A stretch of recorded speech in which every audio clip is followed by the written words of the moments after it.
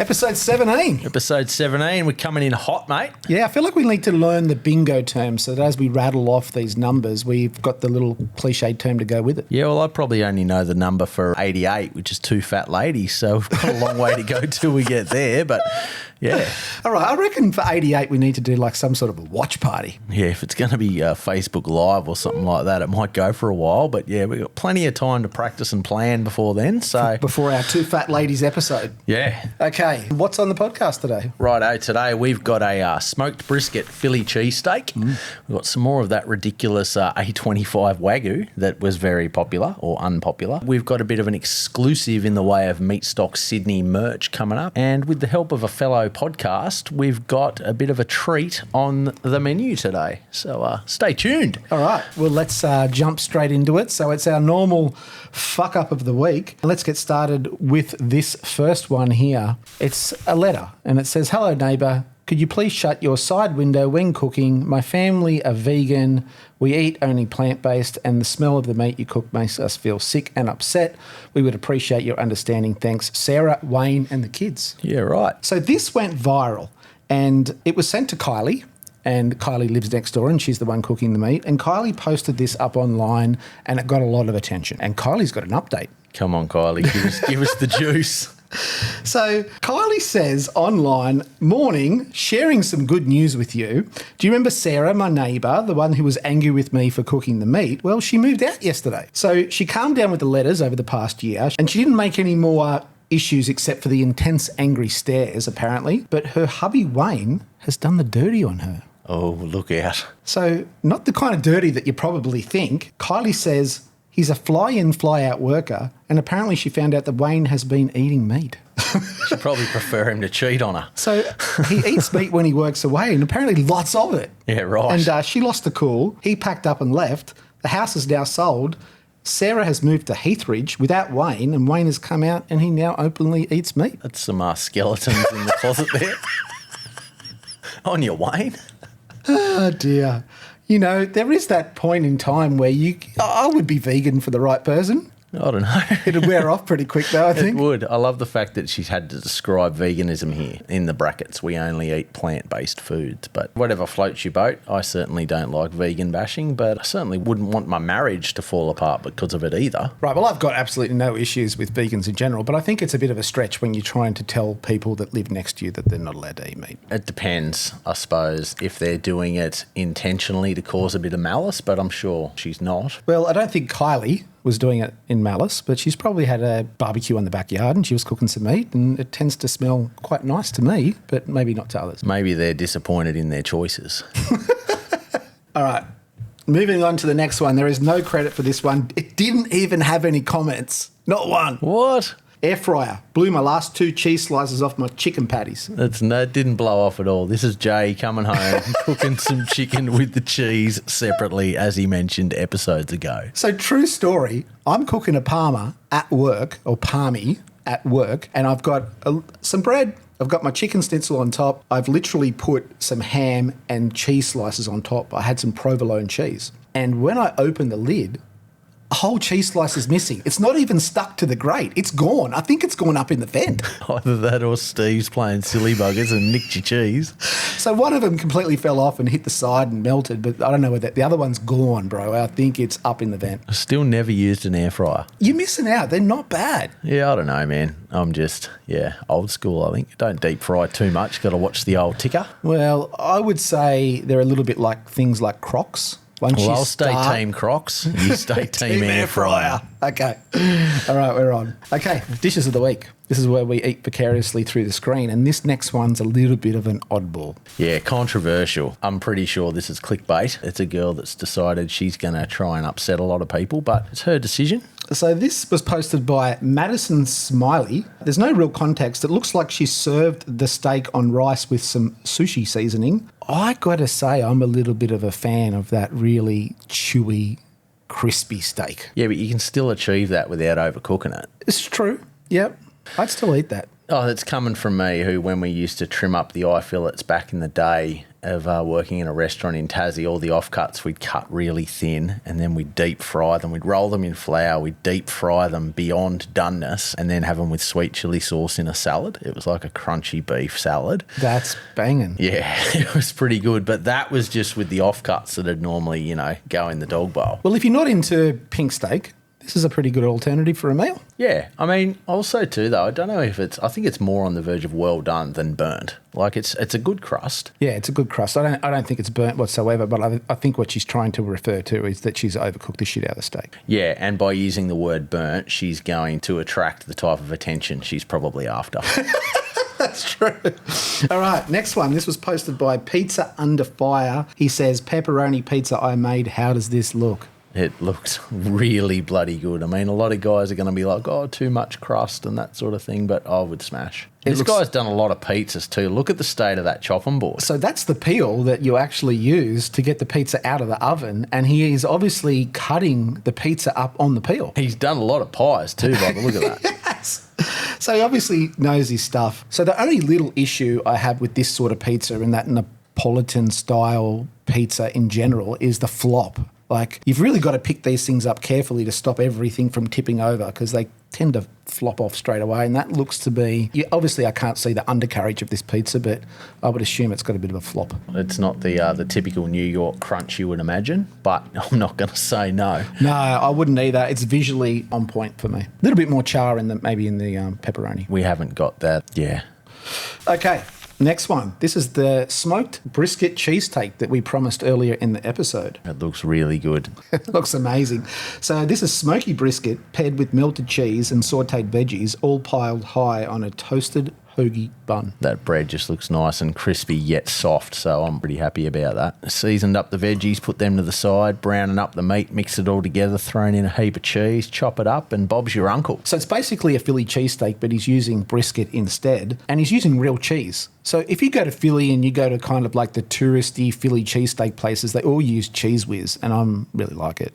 Yeah, so right. The fact that he's using proper cheese in here, I think, is a win for me. Yeah, and he's already going to have a win with the tenderness of that leftover brisket too, so it's an all-round champion. So the recipe is on grillnationbarbecue.com. So if you want to recreate it, jump on their website and have a search for it, and that's a pretty cool recipe that he's got there. Oh yeah, I don't know why he's got the meter in the background. You're probably not going to take any internal temperatures or whatever's cooking there. Well, in the recipe, he does cook the whole brisket from the beginning. So he's not technically using leftovers. He's cooking a brisket just to make this sandwich. That's a fucking real low and slow cheesesteak. Yep. Looks good though. Okay. Talking points. I found a few things that might get us chewing the fat a little bit. Always a controversial subject, but overly marbled meat. Now, this one's posted by Alpine Butcher on Instagram. They are located in Massachusetts, so they're a butcher shop. This is A25 Wagyu. It was 21 pounds. Now, he says a normal filet weighs about 6 pounds, but this is 21. So let's watch the video. Never have I seen anything like this before. This thing weighs 21 pounds. A normal fillet weighs about 6 pounds untrimmed. Oh my God, look at that marbling. It's crazy. Let's cut into this.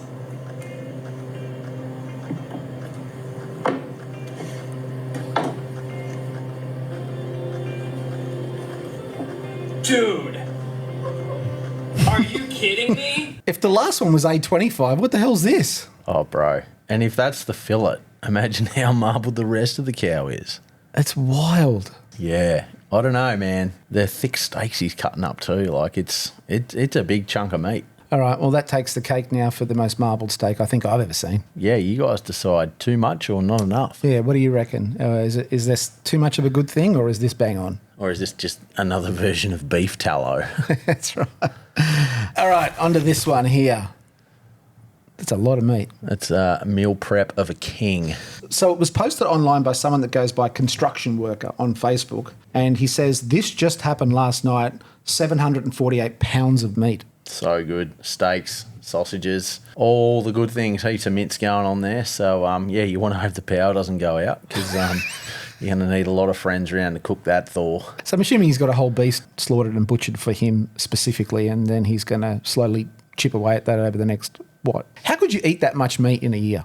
Well, you'd hope you'd have a few carnivorous kids and a meat-happy wife in the family. But for just one person, if you're only eating one meal at home, which most construction workers are, it's going to take a while. But, hey, maybe he's on the carnivore diet. That's it. All right, next one.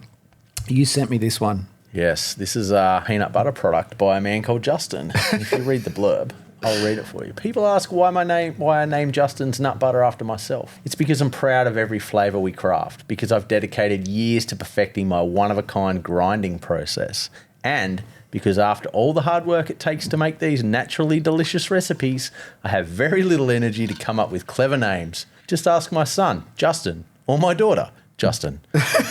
Signed, Justin. It must be bloody good peanut butter. It is, but you've always got to have a spare jar, just in case.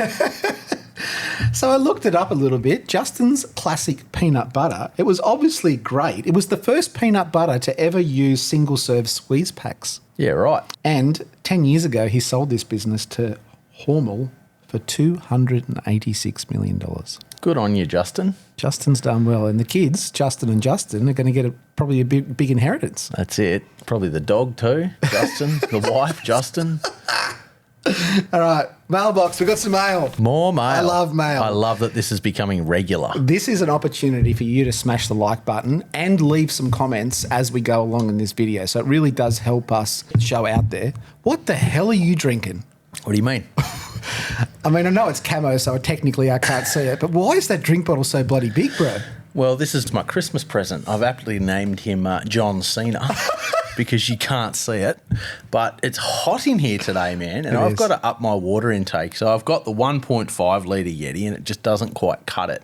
And I requested this one for Christmas purely for the days that I'm working in the sun at Meatstock, bumping in the vendors, because I just cannot hydrate enough. So, yeah, I've got the gallon there in the duck camo. So it's a hot afternoon here at the moment, and I am parched. Yeah, well, it's summer here in Australia. We're in a studio with no air conditioning. No, we can't have any fans running because these mics pick up everything, but it's all good. Just got to stay wet. I'm sure no one noticed that the entire episode. No, but the technique it takes to drink out of it, it's a good two-hand process. All right, let's get on to our mailbox. Get the workout in. I love it when people send us in mail because it's pretty cool to know that people are watching and paying attention. And there is one person paying attention, and his name is Jack Rowbottom. He's from the UK. He has a barbecue school. He's a content creator. He does private catering. He does live fire cooking. He does demos. He does events. He's got 52,000 followers. And I may have called out on a little segment we did, Burnt or Bark, that I thought this chicken was burnt. Well, I'm happy to say that I called it bark at the start and then I got grossly corrected. And Jack's come in to back me up, or I've backed him up saying, oi, this is actually a jerk chicken. And that's 100% bark. Well, this is what he writes into us. He goes, at least let me fight my corner. The chicken is a spatchcock jerk turkey. And the wings were mega. Team bark, not burnt. So this is probably maybe the 10th time on this episode that I've called a turkey a chicken. I just did the same thing. But this also reassures that we've probably got 8 followers now. If Jack's a new one. So people are watching. Watching. So we apologise, Jack, for calling out your turkey that I called a chicken and called it burnt. I'm still going to go with those wings are gone. Yeah, right. He's also called the wings ribs. In his post to us, he does say that the ribs were mega. So we're going to take his word for it. I think you were right. I'm going to retract my statement. Jack's come to your aid and he's agreed with you. Cool. So we need to amend some scores somewhere along the line, I think. We need to get a score chart going. That's right. Okay. I just wanted to say to Jack, thanks for buzzing in there because it's always fun. It's a bit of light humour. So if anyone does end up on the wrong end of one of these Burnt or Bark episodes, it's just a bit of fun. Yeah. The British can at least take a joke. It's not like those Canadians that blow up my inbox with threats of having to come here and redeem themselves. So, but yeah, we'll get you on the show, Mel. Don't worry, bro. All right, let's move on. Matthew K, he writes into us, just discovered your podcast, great content. I'm a sucker for cookbooks. What are the books in the background? And well, a couple of episodes ago, I've switched the cookbooks around. You may have noticed there's a couple of new ones up there. Yeah, I mean, I want to know about the salad one up there, mate. I've been waiting for someone to give me shit about it, but no one's given me shit about it just yet. I'm all about salad. I We're love all salad. about salads. Be careful. If you come at us about being fans for salads, we'll fight back. Okay, but the ones that I have up there, I've had quite a few, but I'm going to pull out 3 and just go through them really quickly. So this first one's called the Viking Feast. So this is from a Viking-themed restaurant called Mjolnir. Molyneux. You say it different every time, bro. I do. I rely on you to tell me that I'm mispronouncing something. It's named after Thor's hammer. It's named after Thor's hammer. Okay. Molyneux. Molyneux. Something Okay, like that. they've got a restaurant in Sydney. Fuck, are you stitching me up? Well, what is it supposed to be? It's called the Viking Feast. Yeah, Let's but just- what's the name of the restaurant? It's like Molyneux or something like that. So you don't know either? I do, but I can't. Let's Google it. No, you say it and I'll Google translate it. Okay. How do you spell it? Mjolnir. M-J-O. Yeah. Mjolnir. Mjolnir. Mjolnir. That's what I said. Right, the name of the restaurant is... Mjolnir. We're going to do this for all the things I can't pronounce anymore. Let's do it. Google Translate, bro. Okay, so the restaurant's super cool. They've got one in Sydney. They've got one in Melbourne. When you get to this restaurant, they've got a big Macca knife roll, which is a big leather knife roll, and there's like 10 huge, massive knives in there. And as a diner, you get to pick your weapon of choice. So it's obviously a very heavy protein-based menu, but you get to pick your own knife, which is kind of cool, I thought. It's not traditional Nordic cooking, but it is inspired by it. The drinks are served in horns. They have swords on the wall that are 1,000 years old, and this is their cookbook. So they do a charred pineapple with coconut sorbet, and their most famous dish, I think, is a braised beef short rib. You can get it in the cookbook here. So that's the first one. The But second also, one, too, if you're keen on learning more, these guys are quite often at Sydney Meatstock in the inside area promoting their wares. If you can't find them, just listen for the fucking horn because the guy that works the counter just blows it all day. they sell a lot of those horn-based drinking cups. Yeah, and you get the little lanyard so you can walk around with your bullhorn Drinking away. tankard. Okay, so the next one is Temples of Barbecue by Lance Rosen. Lance was one of the pioneers of low and slow barbecue in Australia. First low and slow restaurant in the country, right? I would say yes. I'm not 100% sure on that, but I think it was. This book was awarded the best cookbook in the world in 2016. Wow. Not best barbecue, best cookbook in the world.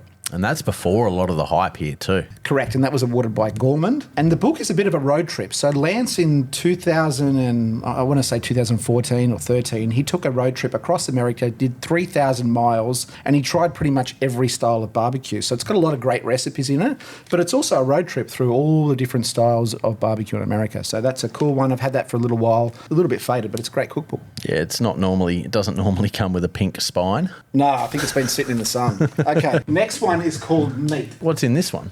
Meat. Okay. A lot of it too. So this cookbook is by Anthony Paharich. Have you ever heard of Anthony Paharich? No, I haven't. Okay. So to put into perspective of who Anthony is and what his credentials are around meat, Anthony Bourdain called his butcher shop the most beautiful butcher shop in the world and a temple of meat. So I that's like about that. as highest credentialed as you can get from one of the most knowledgeable men in food. This thing is like an encyclopedia. This thing's 500 pages. It goes through some recipes, it does techniques. It also has a history of preserved meats, where they originated from, and breeds of meat and where they originated from. So it's like this is the encyclopedia of meat. It is, and it's as thick as a big thesaurus too. So you're going to learn reading that one. Yeah, they're 3 cookbooks that were up on the shelf, but we're trying to kind of like cycle them as well. So if you've got a cookbook and you want us to talk about it on the show, just send it to us. Yeah, bloody oath. And if you've got a cookbook that you think is awesome and you think we should check out and feature on the show, then put it in the comments. That's it. And if you've got one about to come out too and you need a bit of a plug, send one through and we'll tell you what you reckon. All right. News. This popped up in my feed, caught my eye. There's some good looking hogs. So I don't know much about this, but it's a whole hog competition at Dutch Brothers Smokers in the Netherlands. It looks like a barbecue shop, but it certainly caught my eye. This pig on the end here though, he's had his tail lopped off. Oh, yeah. The rest of them still got theirs. Do you reckon that still qualifies as whole hog? Without the tail? Well, it's still got the head. I think that's the main point. Yeah. So there's some photos here. It looks like each competitor got a whole pig to themselves. There they are up on the bench. The competition started at 5 p.m. on Friday and it was -4 degrees. It looks bloody cold there. So it was apparently bloody freezing and drizzling rain. But this was one of the final dishes, and this was actually the only dish I could find of one of the final dishes. This one got second place in on-site, which means they judged it by looks, and then in blind judging, where they don't know whose it was, it came forth. Good. But we want to know more about this, right? Because we don't really know much about how this was done, judged, who won.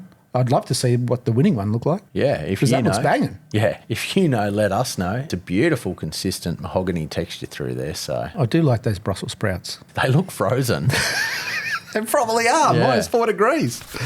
Okay, it's another episode of Failed or Nailed. It's back. It's back. We love it. So this is where I try and stitch you up here, and you haven't seen these, and you've got to kind of make a quick call. Yeah, and I'm using it based on first impressions and visual presentation. Yeah, but then I'll give you some background, and you can change your mind if you want. Yeah. And someone might write in and clarify my answer, Yeah. like old mate did back there with the spatchcock turkey. Okay, That's a win. He's what is nailed it? Tell me what it is. It looks to me like a peanut butter brownie. So this was posted online by Bryant Begert, and it was his take on a meat church recipe, the best brownies of all time. So the orange is melted caramel bits, and the brown meat-looking bits are chocolate chips and fudge brownie mix. So good. He cooked this in a smoker. He said he wouldn't bother next time it didn't have a smoky flavour. He used half the caramel in the recipe and still thought it was too much. I don't know if I'd bother with the smoker. I'll probably go a nice fan-forced oven myself just to get more of a consistent heat. Yeah, I'm all about desserts, mate. This is Meat Church's take on it, just for reference. Yeah, it's going to be hard to get this look without butchering the whole thing, because you're going to put a knife through that and it's just going to turn into cereal. Well, there it is. Yeah, I think it looks banging. that's good. I'm happy about it. Okay, next. We love an eating challenge here. This was posted by the Grand Hotel in Childers, Queensland, and I think we maybe have featured them before, and this is Rob. And Rob's taking on a 1 kilo rump. So that's a big steak, but not a huge steak. And he's got some chips and salad and 2 gravies to lube it all down. He's also working off a handicap too with that missing front tooth. So I was going to say, he's missing a tooth, he looks hungry, he's got a whole hour. Did he fail or did he nail it? I don't know. He doesn't look confident there. He's just like, yeah, I suppose I'll get it before shot. Well, the after shot, he looks exactly the same. It hasn't changed. He shouldn't have got so stoned. No, he's failed. He's done a decent job of getting most of the steak down, but he's failed. Yeah, well, he's gone the proper eating challenge technique. I don't know if you watch many of the big boys do it, but guys like Randy and Beardy and Jay Webby and all them, you always try and knock out the heavy proteins first and then finish with the carbs, like your bread and your chips. So he's gone the right approach, but he's just had no room. He just hasn't got there. Yeah. I'm disappointed in the fact that when I see people fail at eating challenge, I don't want to see him this happy. I want him to look miserable and busted. I think he's relieved. Fuck, that's over. All right, Chick in so the we've had- background was happy, though. Yeah, she's stoked. She seems stoked for him. But loves herself a failure. All right, products. This one you sent me and I laughed so hard when I saw it. Prongles. Once you pop, that's great. It's everything about it. The more you look at it, the more interesting it gets. Like onions and cream, salt and potato. So it's a complete knockoff of Pringles, but they're called Prongles. Once you pop, that's great. But I don't see, why is there a skateboarding and a jet skiing pig as their mascot? First I thought maybe they were bacon chips or something, but no, they're just a potato chip, thank you. When you sent this to me, you made me go down a bloody rabbit hole. So I went through the internet and found out that these Prongles were made by Cards Against Humanity. And I think at one point there, they actually say there's no money to be made in Cards Against Humanity, so they're going to get into the Prongles business. Well, that's how they've come up with their slogan. They're like, right, we've got half of it, we'll steal Pringles once you pop. What does this card say? That's great. There's our slogan, guys. That's our brand. So they've got a Twitter account and they follow 4 people: Selena Gomez, Kevin Jones, Smashmouth, and Scottie Pippen. It's just so random. It is. Now, a lot of people, because they found out that this was something that was done by Cards Against Humanity, went and bought them, and then they just assumed there would be cards inside so they could play the game. But no, there's actual Prongles inside. It's funny because the people that bought them weren't after the chips at all, but yeah, they got them. Once you pop, that's great. All right, it's new cookbook. Yes, our boy Tony Ramirez. I'm hoping he brings a few copies of these over to Toowoomba Meatstock in a few weeks when he's here. But I was really excited when I found out this guy had brought out a cookbook, because if you've ever seen him on his social media, his production quality is so good, and I really hope it's translated into the print media. Yeah, well, his cookbook's called Backyard Barbecue with Fire and Spice, and it's Filipino and Cajun-inspired recipes on the smoker and the grill. That just sings for me. It does. Yeah, this guy comes up with some great simple recipes, so I'm really excited to sink my teeth into this. Some of the stuff that he's posted on his Instagram, man, it's just, he's got nearly 2 million followers, and it's no wonder. Like, his stuff looks amazing. Yeah, check him out, TFTI. Thanks for the invite, barbecue. Yeah, his stuff's amazing. Okay, art by Sigh. So we haven't missed an episode yet where we've featured one of your artworks, and this one's a cracker. This one is going to finish off the awesome foursome of the meat stocks that we have for this year. Run me through the animals we've already had. Righto, so for Hamilton, we've got the big Kiwi, rocking the big rock and roll hands. Then we've got the pig for Toowoomba, because Sun Pork have a really big presence up there. Then we've got the bull for Bendigo, being a good beef and a good footy area. And now for this one, we've gone the koala, mate. We've gone the iconic Kiwi animal, and I thought, well, let's go for the iconic Aussie animal. And I remember when you first released the lineup for Sydney Meatstock, which is Bliss and Esso and Illy on the Friday night, Aussie hip-hop and a pork lollipop, mate. Goes well. It even rhymes. You might be a rapper. Nah, I've got to wear too many hats as it is, mate. All right, let's do a little bit of a close-up here. The detail is amazing. Yeah, so I've depicted the bands on the gold chains here. And, yeah, we've got the knife through the steak, the strongman, hot potato band, or another. There's a sly reference in there for the old podcast too. There certainly is the Under Seasoned logo too. Oh, we've got an Under Seasoned logo, and we've got the Celsius first Fahrenheit. We've also given a nod here to our mate Brad. Brad's got snuck. I had a little corner left, and I was on the phone to Brad, and I was like, I'll put Dave's audio visual logo down there. So for those that don't know, Brad's an absolute legend, and he does a lot of our audio visual at Meatstock. Yeah, he makes our product really polished. He does. He makes us look good. Okay, tattoos. So you've sent me a few lately. This one's a little bit different. We're going to delve into the world of brand loyalty right here. So This person is probably like some of these people feel like after New Year's and that sort of thing. He probably feels like, or it might even be a girl, but they might even feel that their body is 80% cheese at the moment. This touches on the... It's got to be a girl, because that's a lot of fine line tattooing on her skin.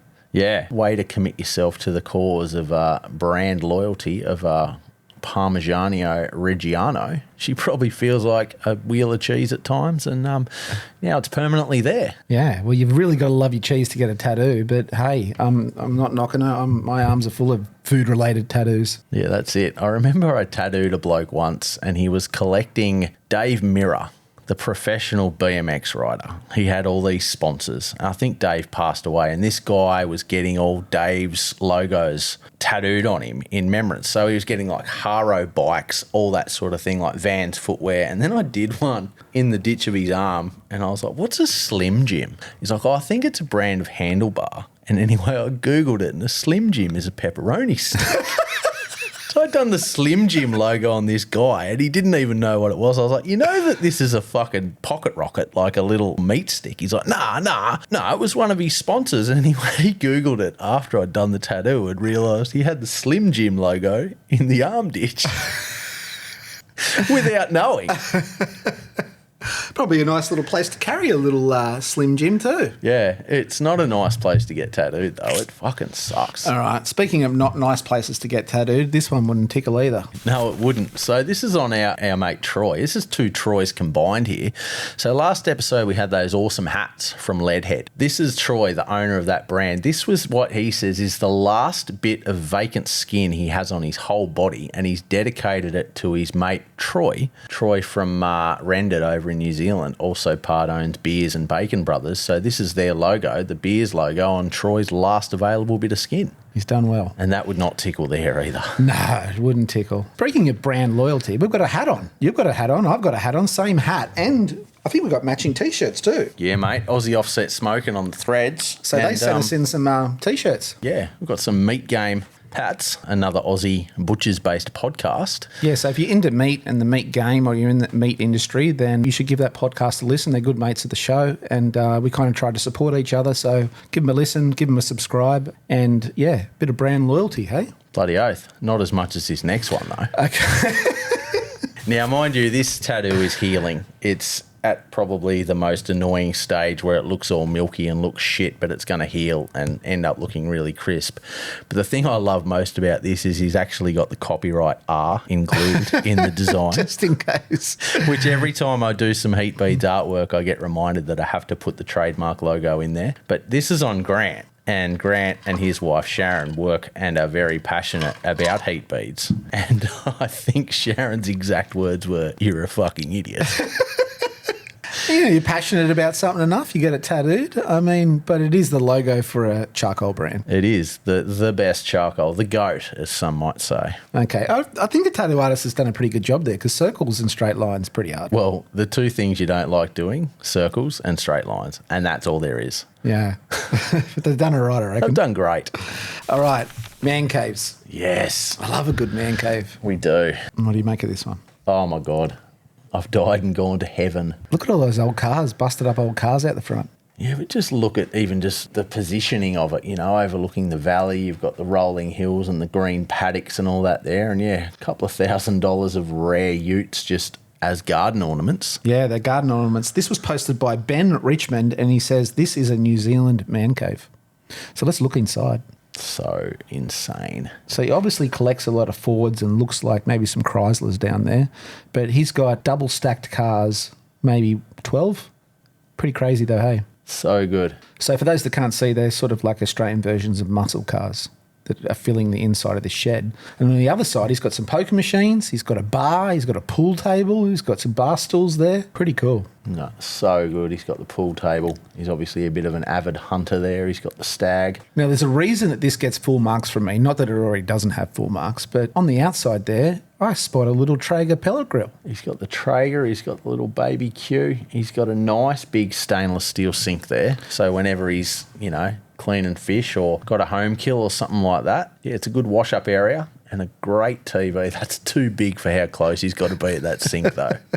He's got a huge TV there. And look, another pellet grill, another Traeger. So the guy's got two Traegers, another big outdoor dining room setting. Pretty cool. So good. No, you've done well, mate. You have kicked the goal. Yes, we are very, very, very jealous. Okay.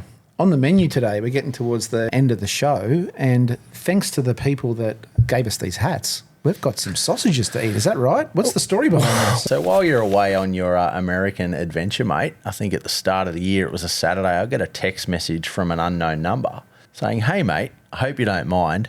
Jay gave me your number," which is usually a fucking stitch.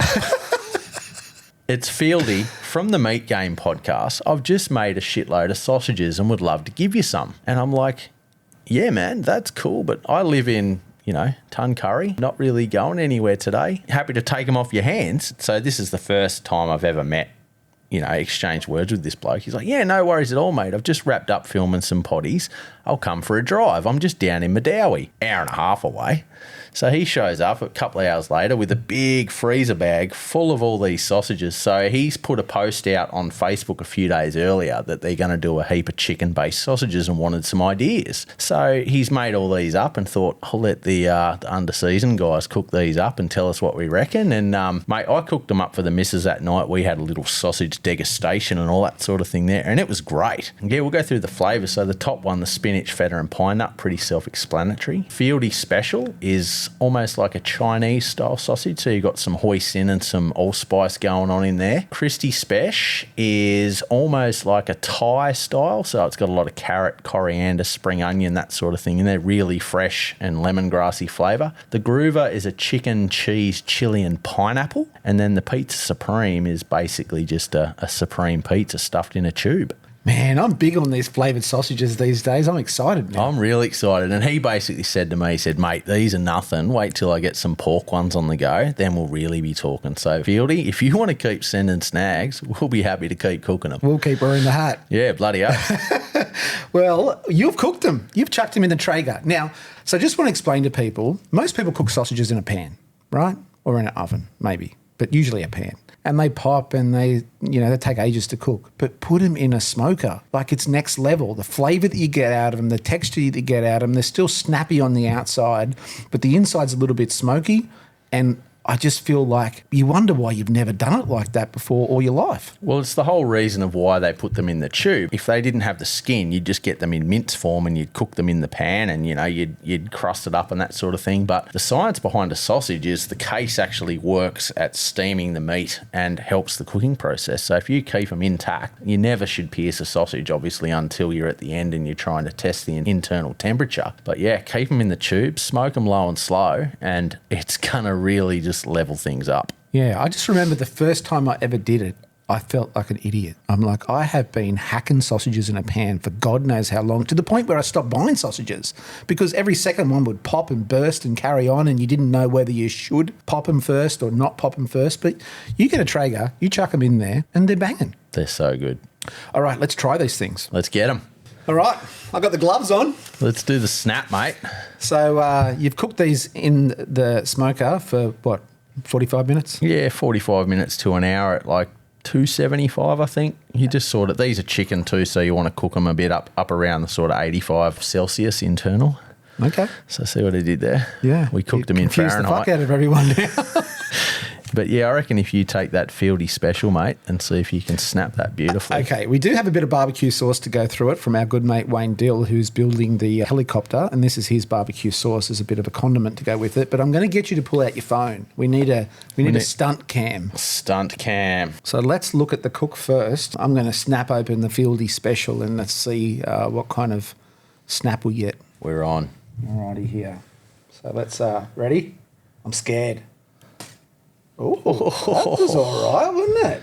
That was good, bro. So that's the Chinese-inspired one. Yeah, that looks good. Okay, we're going to cut that up, but I think we should snap one more. Yeah, mate. I'm going to go for the Christie Special. Righto. Are we You're ready? putting the two up against each other now. There we go. Oh, that was good too. Yeah. All right, let's cut these up and give them a try.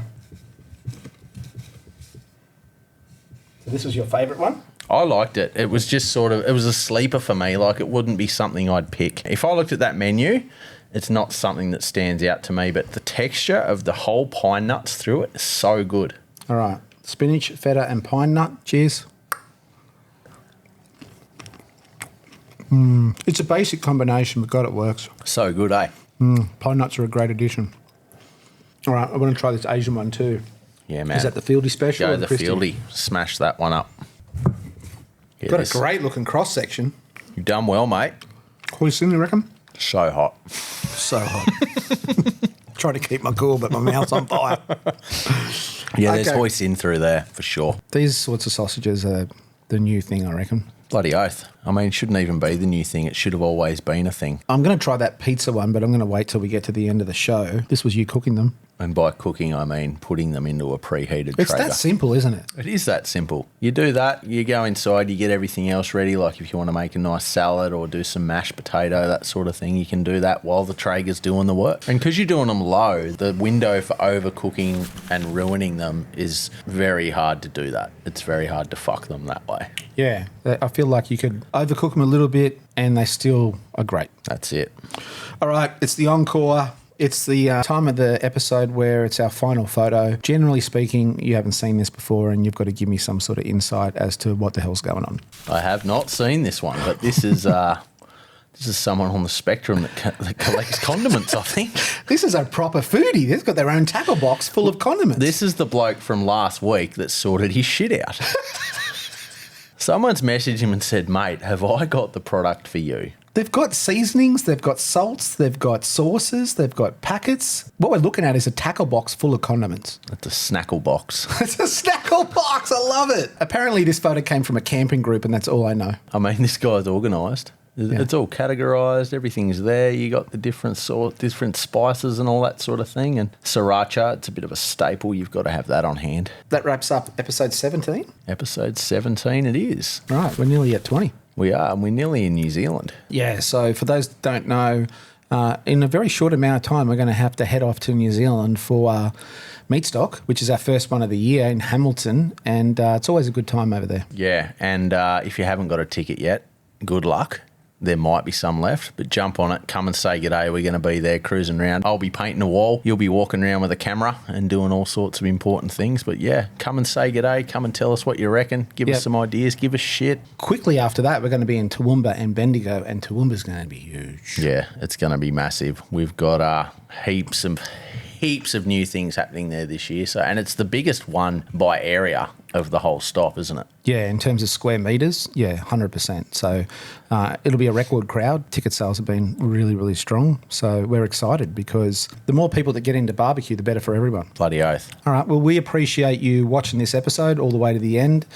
If you've given us a like or you've left a comment, we really appreciate it because that's what helps us get the word out there about the podcast. And in case you haven't realised over watching for the last 17 editions, that we're kind of on a mission to help promote people. We're on a mission to kind of like help bring life to some people that have got some products out there that, we think are great. We're trying to build a platform to share our community, basically. And we're foodies first and foremost. So even though we're really into barbecue, we are foodies.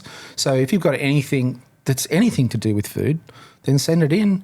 Let's talk about it. Send us T-shirts, hats, products, anything for us to try. So if you've got something that you think is interesting or cool, just flick it to us in the comments. We try to get back to everybody. And then the things that we find really interesting, we put on the show. The one thing I will say is, though, don't send us anything or don't let us comment on anything of yours if you want us to give you a glowing review, because sometimes we might not. Yeah, that's it. We're not going to be biased, that's for sure. We're going to be honest. All right. See you next week. See you next Tuesday.